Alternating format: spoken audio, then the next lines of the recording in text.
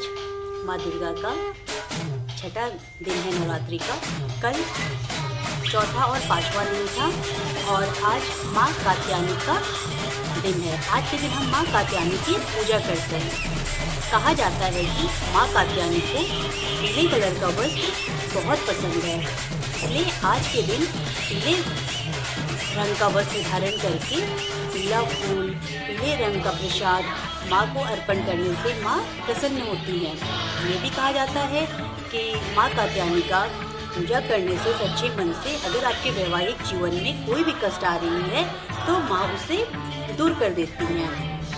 अगर किसी ग्रहों की वजह से, अगर किसी कुंवारी कन्या का विवाह होने में कोई संकट आ रहा है या किसी कारण से उसका विवाह टूट जा रहा है तो कहा जाता है कि माँ कात्यायनी की पूजा करने से, माँ को सच्चे हृदय से, माँ को नमन करने से, माँ से ये विनती करने से आपके जो भी विवाह में जो भी विघ्न आ रहे हैं वो विघ्न दूर हो जाते हैं।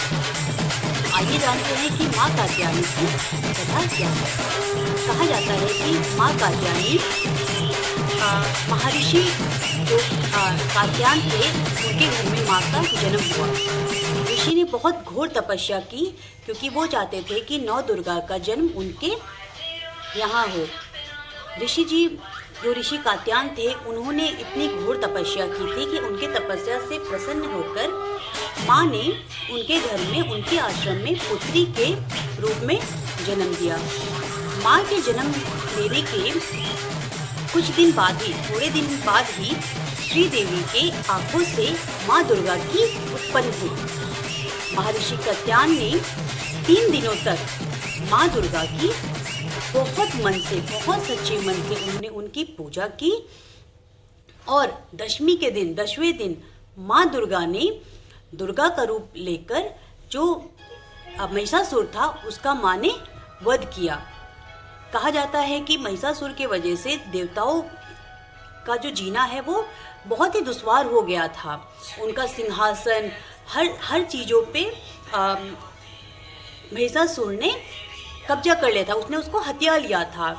तो वो लोग काफ़ी परेशान थे और इस वजह से माँ दुर्गा ने दशमी के दिन महिषासुर का वध किया और जो देवता हैं उन्हें मुक्ति दिलाई। माँ बहुत शांत स्वरूप की हैं, लेकिन माँ को युद्ध की देवी भी कहा जाता है क्योंकि माँ ने ना जाने अनेक राक्षस, जिनके वजह से देवतागण, जिनके वजह से तीनों लोक में हाहाकार मचा हुआ था, उसका माँ ने संहार किया। इसीलिए माँ की पूजा करने से हमें एक शक्ति मिलती है बुराई से लड़ने के लिए, हमें एक शक्ति मिलती है बुराई के खिलाफ आवाज़ उठाने के लिए।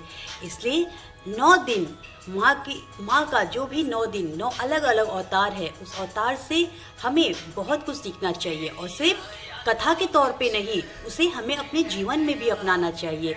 हमें अपने अंदर माँ दुर्गा की तरह शांति, माँ दुर्गा की तरह स्थिरता और माँ दुर्गा की तरह अन्याय के खिलाफ आवाज़ उठाने की भी क्षमता होनी चाहिए।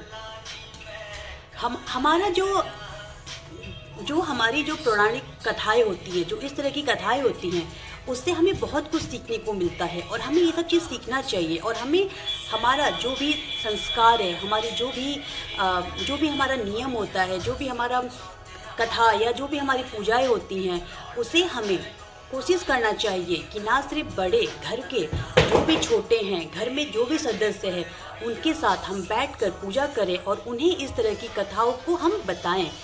क्योंकि हमारा संस्कार, क्योंकि हमारा धर्म जो इन छोटी छोटी चीज़ों से, इसको सिर्फ हम इस तरीके से सेलिब्रेट नहीं करें कि दुर्गा पूजा आ गया, हमने 9 दिन माँ की पूजा कर ली, हमने 9 दिन कन्याओं की पूजा कर ली, हमने नवमी में, अष्टमी में हमने कन्याओं को भोजन करा दिया, हमने दान दक्षिणा दे दिया, अब हमारा काम खत्म, अब हम साल भर बाद फिर नवरात्र में यही काम करेंगे। नहीं, ये पूजा, ये सारी चीज़ें हमारे जीवन में हमें कुछ सीखने के लिए आती है और इन चीज़ों से, इन कथाओं से, इन सारी चीज़ों से हमें ये सीखना चाहिए कि कैसे हम आज के समाज में जो हमारे राक्षस हैं, राक्षस कौन है?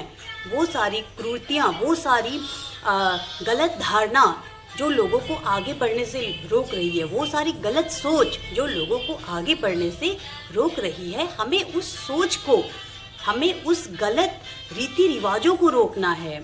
हमें अपने धर्म, अपना कर्म, इस मार्ग में हमें आगे बढ़ना है। हम कितने भी मॉडर्न हो जाएं, हम कितना भी आगे बढ़ जाएं, हम कितने भी डेवलप हम हो जाएं, लेकिन हमें कभी भी अपनी जो जड़ होती है, अपना जो हिंदुत्व होता है, अपना जो धर्म होता है, उससे हमें कभी भी पीछे नहीं हटना चाहिए। हमारा धर्म, हमारा कर्म हमें जोड़े रखता है। तो सत्कर्म करें, अच्छी भावना रखें और संसार में या अपने मन में जो भी इस तरह की भावनाएं हैं, जो भी गलत विचार है, जो भी गलत आदतें हैं, उसको हमें दूर करना चाहिए। और हर एक त्यौहार हमें कुछ ना कुछ ज्ञान, हमें कुछ ना कुछ शिक्षा देकर जाती है। उसे अपने जीवन में अपनाएं, तभी आपकी भक्ति, तभी माँ की शक्ति, तभी माँ का आशीर्वाद हम भक्तों को मिलेगा। इसलिए अच्छे कर्म करें, अच्छे विचार रखें, सबके प्रति मन में निष्ठा रखें, सबके लिए अच्छा करें, अच्छा सोचें। इससे आप देखिए जीवन में कितनी खुशी आएगी। जय माता दी। उम्मीद करती हूँ कि आपको मेरी बातें अच्छी लगी होंगी। Please don't forget to like, share and subscribe my channel, जिससे मुझे प्रोत्साहन मिले आगे इस तरह के और वीडियो बनाने के लिए। Thank you.